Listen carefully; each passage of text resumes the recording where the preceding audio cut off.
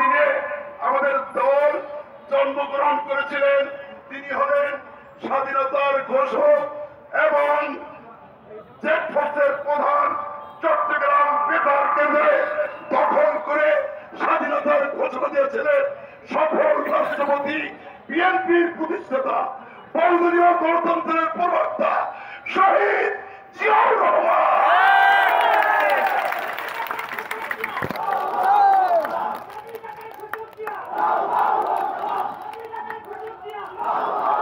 আজকে সেই জন্মদিনে করেছিল বিএনপি বেসিক্যালি নো পার্টি।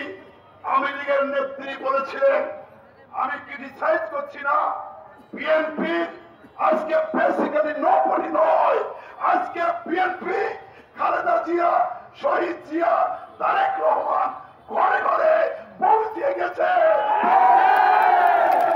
তার জন্মদিনে, বিএনপির জন্মদিনে এর প্রমাণ। আমি বেশি বক্তব্য দেব না, কারণ আমার গৌরবতে হাজার হাজার, আজকে অন্তত 40-50 হাজার মানুষের সমাগমে শুধু জানাতে চাই, সেটি হলো এই থানা বেগম খালেদা জিয়া করেছিলেন। এই থানায় করেছি।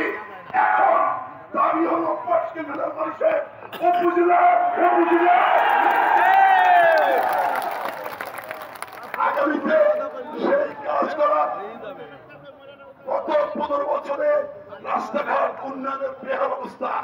তাই আমরা আপনাদের কাজ করে শ্রম দিয়ে আপনাদের সেন্টিমেন্টের সাথে একমত।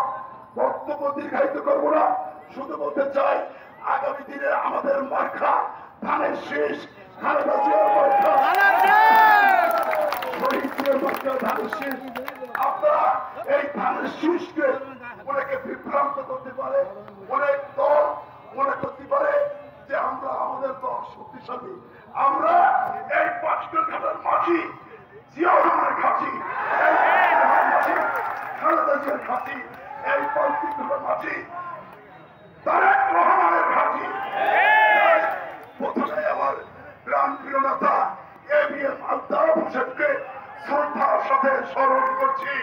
এই পাঁচঘাটা আলতাফ সাহেবের ঘাঁটি। তাই সকলকে ঐক্যবদ্ধভাবে আগামী জাতীয় নির্বাচন করতে চান। এখন এতদিন বলেছিল ভোটের জন্য রাজনীতি এবং গণতন্ত্রের জন্য, কিন্তু লক্ষ্য করছি যে দুঃখের সাথে জানাচ্ছি কেউ কেউ বলে বিহার মার্কার নির্বাচন, বিহারে নির্বাচন হবে। এটা আপনারা কেউ জানেন? বিহার হাসিনা ইভিএম করতে চেয়েছিল, পেরেছে। এই বাংলার মাটিতে ইভিএম আমরা বুঝি না, বিহার বুঝি না, জনগণের